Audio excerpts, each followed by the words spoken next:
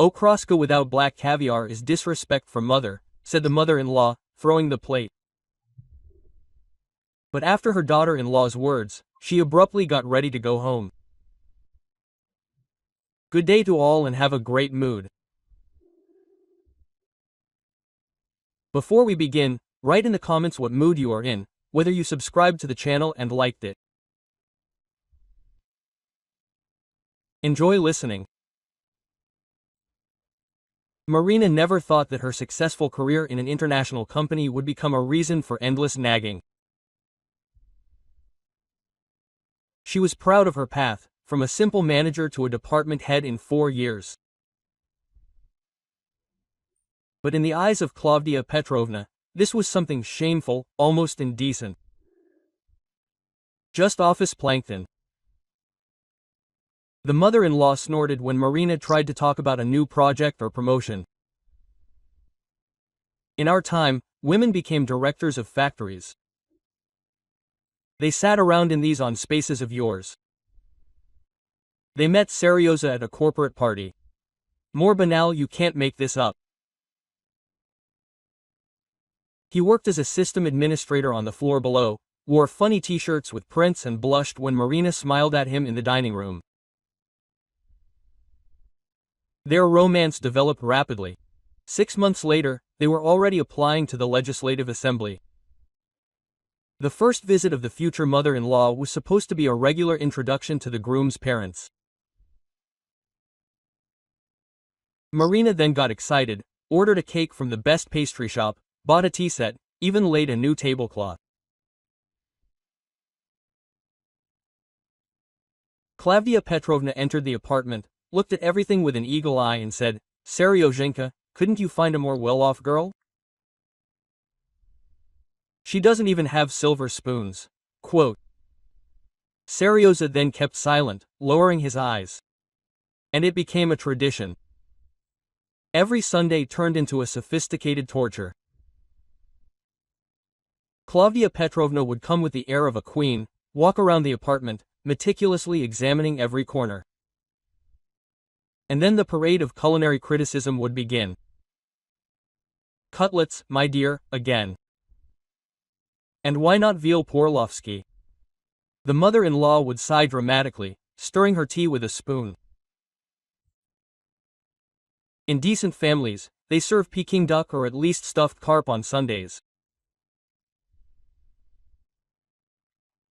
Marina tried to explain that after the mortgage and utility bills, their family budget was not conducive to delicacies.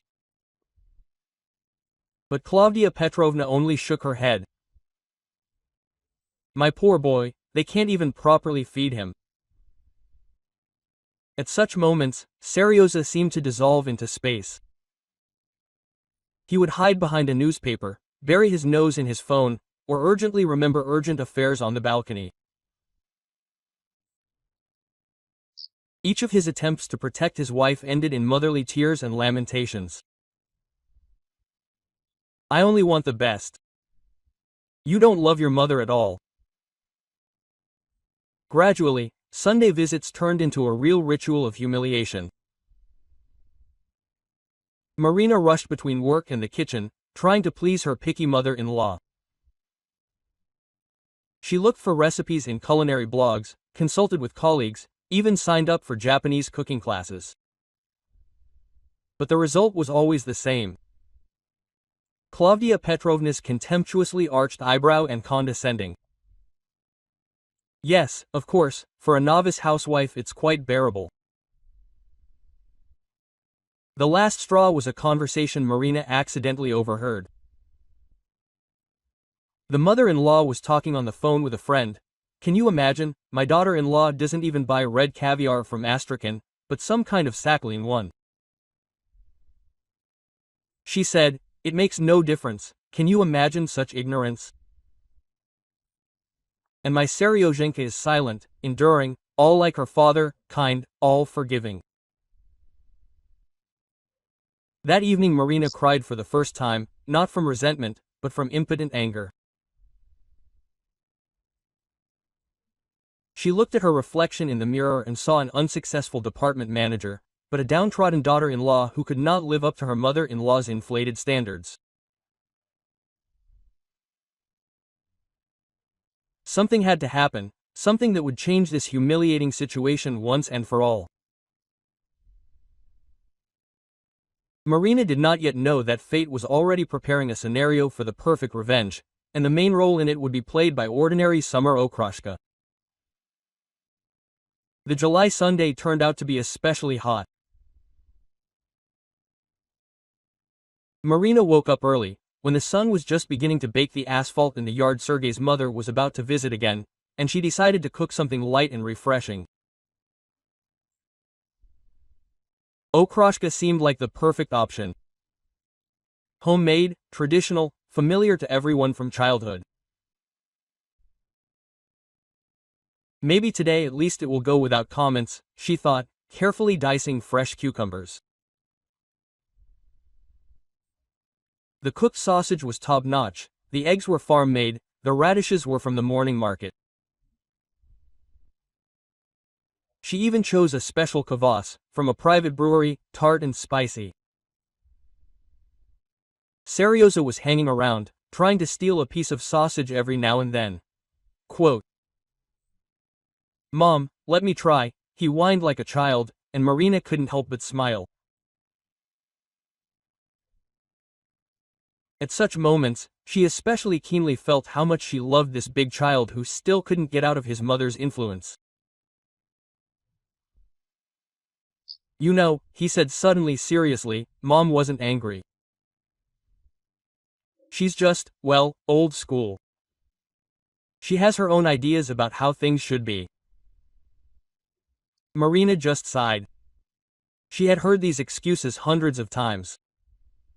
Exactly at 1 o'clock in the afternoon, the doorbell rang. Claudia Petrovna was never late. She floated into the apartment like a cruiser to a parade, in a new linen suit and with her invariable brooch in the form of a pearl drop. Quote, "It's stuffy in here," she declared from the threshold. "They still haven't installed the air conditioner. Seryoza, you promised your mother." Marina mentally began to count to 10. An old way to stay calm. Lunch began, as usual, with a meticulous inspection table. "Why are the napkins paper? Where are the linen ones? I gave them to you for your anniversary." Marina silently set out the plates with Okroshka, trying not to react. First spoon. Pause. Marina held her breath. "What is this?" Claudia Petrovna's voice rang with indignation. "Okroshka, Mom," muttered Seryoza. "I see that it is Okroshka, but why so simple?" Marina blinked in confusion. Simple. In decent houses, Claudia Petrovna emphasized these words especially venomously. Black caviar is added to Okroshka. This gives nobility to the taste. And what is this? Sausage. In my house there was always only veal. Mom, but this is a classic recipe, Seryoza tried to intercede. Shut up, Claudia Petrovna snapped. You just don't remember what real Okroshka was like. And this is disrespect to mother, to traditions. The plate flew up into the air with some unexpected ease. Okroshka flew across the wall in picturesque splashes, shards of porcelain rolled across the floor with a ringing sound. In the ensuing silence, one could hear drops of kvass slowly trickling down the wallpaper. Here's what I'll tell you, girl. Claudia Petrovna stood up, majestically adjusting her brooch. Until you learn to cook properly, don't call me to the table. I'd rather dine at home. Alone. She left, loudly slamming the door. Seryoza rushed after her, but stopped halfway, confusedly shifting his gaze from his wife to the door and back. Marina slowly sank into a chair. It was empty and ringing inside, like in a broken plate.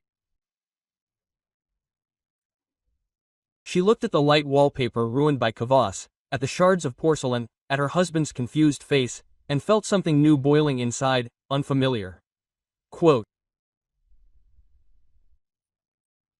So, black caviar, she said quietly. Marin, what's wrong? Seryoza asked anxiously. But she was no longer listening. A plan was forming in her head, daring, almost crazy, but so tempting. You'll have caviar, Claudia Petrovna, Marina whispered, getting up. Quote. It will be such caviar that you'll never forget it for the rest of your life. That evening, she opened her laptop and typed in the search engine "buy imitation black caviar wholesale." A slight smile played on her lips. For the first time in all those Sunday dinners, she knew exactly what to do next. The plan for revenge did not mature right away. Marina spent several sleepless nights browsing delicacy websites and reading reviews. The imitation caviar had to look impeccable, so much so as to deceive even the sophisticated eye of Claudia Petrovna.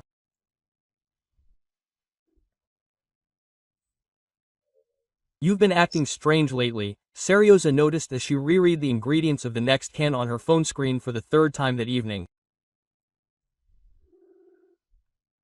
I'm just tired, Marina waved it off, but chuckled to herself. If only he knew. The choice fell on the premium line of imitation caviar from Mentai. The packaging looked luxurious. Black matte glass, gold embossing, silk ribbon. The manufacturer didn't even skimp on the certificates of conformity, which were displayed on the official website. Quote. 10 cans, please, she wrote in the online chat of the store. Are you sure? Usually they take 1 or 2, the manager specified. Absolutely sure. And yes, the packaging should be gift-like. Waiting for the delivery turned into a special kind of pleasure. Marina imagined her mother-in-law's face when she received a generous gift from her daughter-in-law. She was especially amused by the thought that Claudia Petrovna would probably want to brag to her friends. The courier brought the order on Thursday. Marina carefully examined each jar. Impeccable appearance, solid labels, on which the contents of the Mentai were indicated in small print. Exactly as it should be, noticeable, but not flashy. It must be presented correctly, she thought, preparing for the Sunday visit. The scenario was thought out to the smallest detail. Apologies for the ruined dinner, remorse in the voice, a beautiful package with gold embossing. On Saturday evening, she rehearsed for a long time in front of the mirror. Claudia Petrovna, I was so worried about that incident. I want to make amends. This is a small gift. I hope you will accept it. The intonation had to be perfect. Not a trace of mockery or malice. Sunday began with a call from my mother-in-law. Of course, I was not going to come, but Seryoza asked me to. Marina held back a smile. Of course. We are expecting you for dinner. This time the table was set perfectly. Linen napkins, silverware bought especially for this occasion, crystal glasses. No Okroshka, only my mother-in-law's favorite borscht with pampushkas. Claudia Petrovna entered, holding herself warily, ready at any moment to issue a new portion of criticism. But Marina got ahead of her. Claudia Petrovna, before we begin dinner, I would like to apologize for last time. She spoke quietly, looking down. You were right. I really did not pay due attention to family traditions. The mother-in-law straightened up, clearly pleased with this turn of events. Well, we all learn, she descended to magnanimity. And I prepared a small gift. Marina took out an elegant package as a sign that I understand my mistakes and want to correct them. Claudia Petrovna unwrapped the package and gasped, "My God, these are 10 cans, black caviar." Her fingers trembled as she stroked the gold embossing on the labels. "I know how you love to organize evenings for your girlfriends," Marina purred. "I thought that this would be a worthy treat for your bridge club." "My dear." The mother-in-law was clearly touched. And I thought, "No, you are definitely improving." When Claudia Petrovna left, clutching the treasured package to her chest, an excited sparkle burned in her eyes. "We need to call the girls urgently," she muttered. "Let's have a real party." Marina walked her to the door and, having locked the door, finally allowed herself to smile broadly. The first part of the plan had been carried out flawlessly. Now all that was left was to wait. "Why are you so happy?" asked Seryoza, hugging her from behind. "I'm just glad that your mother and I have finally found a common language," she replied. And it wasn't even a lie. Very soon they really will find a common language. Just not quite the way Claudia Petrovna imagines. Marina looked out the window, where her mother-in-law was hurrying to the bus stop, and quietly laughed. In a week, the most unforgettable bridge evening in the history of their family will take place. Claudia Petrovna's dinner party began at exactly 6 o'clock. Marina knew about it, because her mother-in-law had been calling all week to boast about her preparations. She got out her mother's china, ordered a new tablecloth from Italy. The girls will simply die of envy. By 6:30, the entire bridge club had gathered in the apartment, 5 ladies, each with her own story and claim to special status. Sofia Markovna, famous for her connections in the restaurant world. Valentina Igorovna, the widow of the director of a grocery store. Raisa Elvovna, a former commodity trader from Elisevsky. 2 Nikolsky sisters, third-generation hereditary gourmets. "My dears," chirped Claudia Petrovna, setting out crystal rosettes. "Today I have prepared a special surprise for you."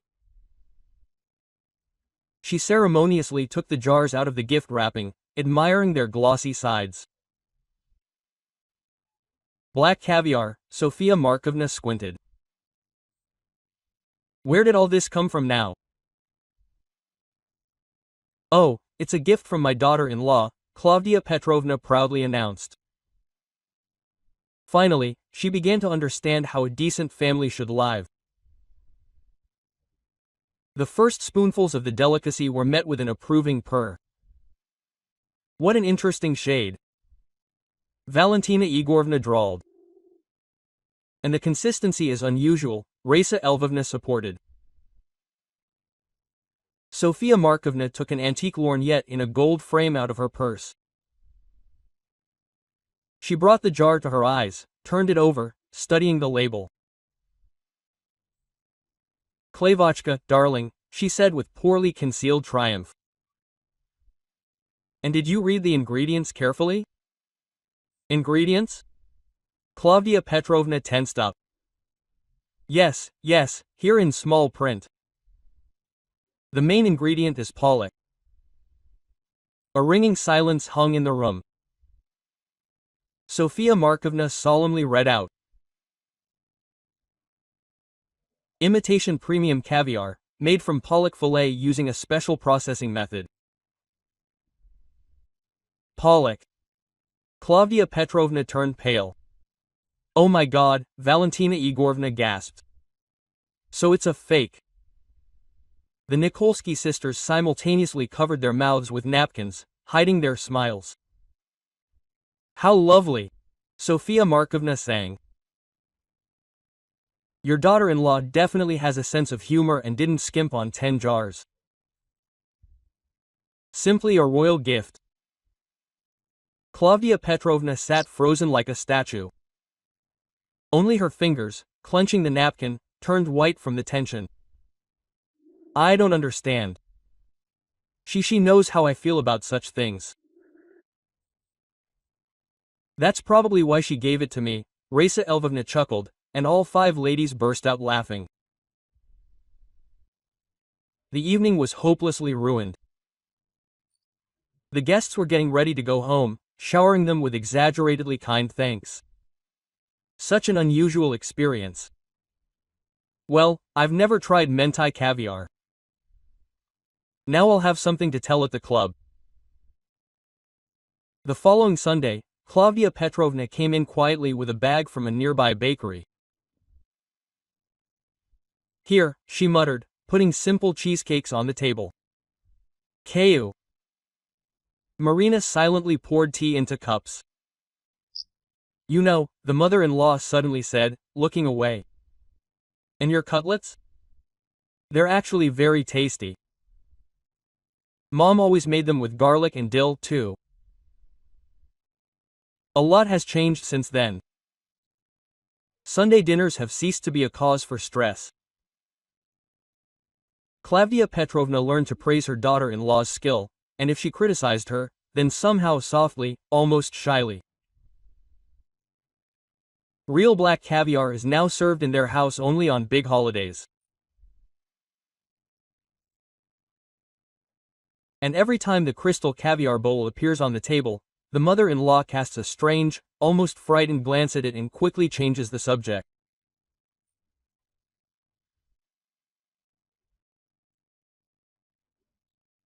And Marina sometimes takes an empty jar with gold embossing out of a distant drawer, a souvenir, and thinks about how sometimes a simple cup can teach such an important lesson in human relations. Thank you for listening to the story to the end. I would be grateful if you support the channel with a like. Until next time.